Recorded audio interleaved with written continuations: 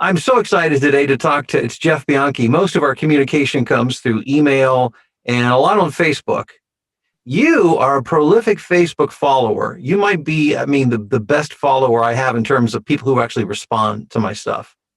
How Well, do you do that? it's the things that you post, Bill, generally, resonate with me. So I like to be able to contribute to the community. I like to be able to let you know that the things you're posting have meaning, have value. Oh, well, thank you. Mallory and I, my daughter and I, are always talking about me. Jeff's already responded to this. It's like you're on top of everything. I am. But the reason Jeff is here, aside from this is a chance for me to get to know him better on a more personal level, is to really talk about information that you can use as a voiceover talent. And Jeff is a webmaster. Is that a term that's still used by people? I know it used to be, or is it a more hip, up-to-date term I need to be aware of? If there is, Bill, I'm not aware of it. Okay. I just don't want to, I know I'm outdated. I'm reminded by my kids how outdated I am. I just don't want to be obvious, Web designer, webmaster, web developer. These are all interchangeable terms still from my perspective. The most excellent webmaster of the universe, Jeff Bianchi. How's that? Well, you can get business. You can use that on your business card if you'd like. I'll stand in line for that honor. Thank you. And, Jeff, just so people get to know you a little bit more, and then I want to share my story of really how, we came together. I know you have a background in IT. Just talk a little bit more about you, kind of where you come from and what brings you to this point in time. Well, I've been working in IT for quite a number of years. We're pushing 40. So it's been in my blood. It's something that I've enjoyed doing. I have a number of different systems that I am comfortable operating in. Been doing the web development stuff probably for the last, more than 10 years now. So it's again just another discipline, another language you have to learn to program, and it's just it keeps me off the streets, keeps me busy. And you're a pilot too, right? I am. Private pilot. Yep. Yeah. So I picked up on that along the way too. Yeah. But do you do a lot of flying? Not as much as I should, not as much as I want to. And in fact, let's see, in 2025, I know we're not there yet, but that will mark 40 years since I took my first solo. No kidding. Yeah. Wow. 40. That's count them. Right. That's amazing. I'm doing the math here. You could do that at 16, right? Or never mind. Don't do the math. But you don't do the math. No, that is amazing. It's something that's intrigued me. I actually took my first flight lesson when I was about 25 years old, and I just, through life getting busy and money and all of that, I didn't pursue it. And I've had a few friends I've gone up with over the years that I've always get a huge kick out of that. So I got to be honest, I'm a bit envious of you guys. I think that's pretty cool. Well, it's fun. It's something that I am dying to get more involved in. And as my hours of work, I'm not working 14, 16 hours a day anymore. So yeah, I'll find more time to fly. Absolutely. Well, in terms of how I met you and began this business relationship, I went through a nightmare scenario with my website. I don't need to get into all the details, but essentially it was kind of hijacked by the webmaster and ended up being where I couldn't access it. I don't even know. I don't even understand enough to explain what happened, except I no longer I couldn't get to it. Didn't have access. I wasn't hosting it. I didn't have all that information, and the person who was dealing with it wouldn't give me that information, and allowed it over a long period of time to just deteriorate, like plugins that weren't compatible, and and then you got viruses, and this probably makes a lot more sense to you than it even does to me. I don't even really understand what happened, except it got to the point where it was unusable. Mm-hmm. And being somebody who markets a lot and heavily, I depend on my website heavily, because when I'm doing my marketing, I want to point people to some place where they can hear my demos and where I can make that first initial impression, which is so important. And so I became a really, very gun shy about working with somebody. I didn't know where to go or what to do. And then my daughter, Mallory, who also records voiceovers, now she does, that's her full-time living now as well, which I'm very excited for her. she came in contact with you, and it was a number of years ago. I mean, we're probably talking, I don't know, 5, 6 years, maybe. I'm just off the top of my head ish. 3, 4, 5, something like that. Absolutely. And she, she said, check this out. Jeff Bianchi, he does websites. And I was looking at your work, and I was really impressed. And I thought, well, they look fantastic. But I had been through enough to know that, yeah, you want a website that looks great, but if the person doesn't take care of it and do the things they need to, then you could really be put in a really bad situation. It's kind of like coming out of a bad relationship. I was really gun shy. And she said, Jeff's going to do my website. And I thought, well, great, I'll watch and see what happens. So over a period of several years, I watched and waited and noticed and didn't, and really hadn't worked with anybody else on my website. Actually, I think I got somebody just to try to throw something up. It was like a temporary website just to get me by until I could do it professionally. Mm-hmm. And I was really impressed, not only with the other work that you had done, but the work that you did for her, how responsive you were. And she really liked you a lot. She liked working with you. And so it's about, I don't know, a year and a half ago, maybe. Again, I'm, mm-hmm. After all these years, I mean, what's a day, what's a year? It all just kind of blends into each other. It's been a while. Sure, it has. I contacted Jeff and said, can you help me? And he's like, yeah, no problem. And so a couple things. Number one, he teased out all of those tangled webs and whatever goes on behind the scene that I didn't understand. Cleaned it all up, straightened it all out, made it look fantastic, was extremely responsive to everything that I wanted done. And I couldn't believe how affordable you were. It was like all of these things. And I thought it felt like it was too good to be true. But here we are a year and a half later, and it's, it's fantastic. And so first of all, thank you. I don't think people understand how important it is to have somebody they can trust do their website. It's not enough for it to look good. They've got to be able to trust the person. Well, it's like anything else. I mean, it's obviously we're not there in your home, but if you want to call a plumber in the middle of the night, or if you've got an issue with the roof like I have right now, you need somebody that you can rely on.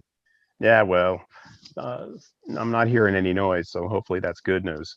But I think for you and me, it took a little bit of time to untangle the virus situation that you were in. And not so much with your website. That was the easy fix, is getting you cleaned up.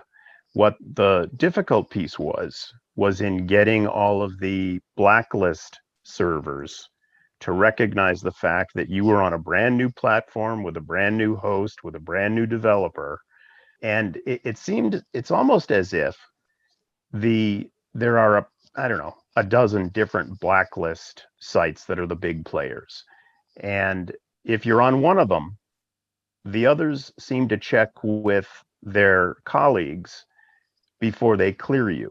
So in other words, instead of scanning your website first to see if you're now clear, they will check to see if you're still on any of their colleagues or their competitors' websites, blacklists. Interesting. And if you are, then they come to the conclusion that by all means, you should be on our blacklist too. Kind of decision by committee. It is. And it was super frustrating, because as soon as I would get one of these companies to recognize that your website was clear, another one would jump on board and blacklist you. So it was, then we would start the process all over again, where somebody who had cleared you now sees you show up on a competitor's blacklist. So they must assume that Bill's website's back on the blacklist. So it took a lot of letter writing. It took a lot of emails. It took a lot of lobbying and proof for them to finally acknowledge that you were clear. And you've been clear ever since. So, as a voice talent, you have to keep in mind that if you allow your website to get into the deep muck that mine was in, it's not a matter of just fixing it and it's done. It's a matter of like a year or so convincing these gatekeepers that you should not be blacklisted, that when somebody visits your site, they shouldn't be warned that you're a potential danger to them. Correct. And so that's stuff I've had to deal with, but over time, as you've lobbied on my behalf, and that's all clearing up, which is great. So again, just to make the point, because I was ignorant of all. I didn't know. You don't know what you know. I don't want to be a web expert. I want to focus on voiceovers and marketing. And so that's why you've got to have somebody in your corner, who understands this. But, for those who are getting into voiceover, a couple of questions for you. With platforms that exist now like Fiverr.com and ACX.com, where they host demos, do you see an immediate need for a website for somebody who's getting into voiceover? Just your take on that. My initial reaction to that, Bill, is that, ACX, Fiverr, both wonderful platforms. Fiverr, I have a little bit of a concern about, only because of what could be appeared to be discount pricing. And the example that I give to our clients that ask me the same question is that, if you want to be on Fiverr, absolutely be on Fiverr. But my recommendation would be to come up with a pseudonym, a stage name, if you will, so that if you're going to maintain a website where you're billing under your actual name for your higher paid jobs, that you don't really want the two paths to cross. The example I give is, somebody hires you for and pays you $500 for a particular spot they want you to read. Fantastic money, fantastic work. But then they find, or by some means, that you would have read the same spot for them for $50 on Fiverr. So you're going to alienate people if they find you have discounted pricing elsewhere and they didn't get it. So the pseudonym could be helpful in that case. Absolutely. And Absolutely time won't permit us to do a whole thing on that, but I will. You may be surprised to find out that my typical Fiverr job pays more than any other jobs that I do now. So it's a lot of it is strategy, and of course Mallory teaches a class on how to do that, and she's knocking it out of the park. And it does take a while to get there. It's not an overnight thing. But as Fiverr continues to work to bring, they continually bring in better and better clients. But there's certainly it's a two-edged sword. On one hand, if you're brand new, you want to be able to get in and do entry-level work. But you also, as you progress, you want to have access to better paid work, which it's beginning to grow in that area. But to your point, and I think from a web standpoint, as you're making it, if you're creating a voiceover website and you're on freelance, using a pseudonym is not a bad way to go. I can't think of a downside to that at all. Nor can I. I mean, it allows you to maintain a separate identity, if you will, and market to different people, different companies, different productions. So absolutely agree. How might a website differ for a voice actor or a voice talent than maybe somebody in some other freelance type of niche? As you work with talent, what are the primary components that you see that are required? The biggest thing to remember is it's your performance in your demos that are going to earn you the job. It's not a fancy widget on your website. It's not a beautiful entry. It's not a pop-up that they see if you scroll down 50% of the screen. Well, lots of cool things, lots of nice things you can do as far as a visual presentation. And I have clients that want to do that. And I tell them that's probably going to do more for my business than it is for yours. Yeah, right. So if you want to get to that at some point, fantastic. But focus on getting your demos made. Focus on the performance in the demo. If you need coaching, if you need a professional demo, get that done. Because nothing is going to earn you a job quicker than the performance that you're providing to people on your website. It's interesting as you say that. It reminds me when I first started working, outside of my grocery store job as a teenager, and that Dairy Queen job. When I actually got into the working world, I started as a commercial copywriter, and I would have to work with different clients, and I remember that a client who really doesn't have a background in marketing, their big thing was they felt that the more they could squeeze into that 30 seconds, the more they were getting for their money. And I think there's a temptation with that with websites too. If the more I can put on there, the more I can get in there, the more bang for my buck. Whereas like what you were just saying, what they're looking at, they want to know what you've done, if you have done, if you're not just starting off, or your Hmm. demos. Even more importantly, that's what will allow them to make a decision. And Exactly. it's you have to fight temptation sometimes to not add this and that and the other. I'm Bill DeWeese, singer, actor, voiceover talent, and lawn care maintenance guy. Or I'm exact. You get the idea though. Sure. That kind of thing. So I'm sure from where you sit, you've seen all, the worst of the worst in terms of mistakes that people make. And I'm sure that a big part of your business is fixing mistakes that people start off and they say, "Oh, I can do this." And then they're like, "No, once they're in the middle of it, I cannot do this." What are the biggest mistakes that you have seen people, it could be voice talent in particular, or maybe people in general, where it applies to voiceover talent, the biggest mistakes that people make in trying to do their own website? Probably the biggest mistake is in thinking that once you've put something up there, it's done. I would argue that anything that you're going to put up on the web is developed with software. Software is inconvenient, and it at times has bugs. It needs security updates. There are enhancements that are released. If you're not going to stay on top of the software you used to build your website, you're really setting yourself up for failure. In that, as an example, the person who developed your website prior to us taking it on, if they had plugin incompatibilities, that to me suggests that it was likely they weren't keeping things secured, they weren't keeping things updated. And believe it or not, most of these websites are developed in WordPress. And WordPress runs more than 50% of the websites that are up there right now. Hmm. And there is a huge effort to hack into WordPress websites. They're easy to work with, they're fun to work with, and they do have a predictable format for how the database is structured, which is why it's easier for hackers to get at them. Are they like the Windows of websites, whereas people like to hack Windows more than they do Macs kind of thing? Effectively, Okay. that's not a bad analogy. It's a known commodity. WordPress has been out there for years, and it does have on occasion vulnerabilities. So the biggest idea that I could probably impress upon someone is that if you're going to develop your own website, it's not a one and done. You've got to keep it updated. You've got to keep the plugins compatible.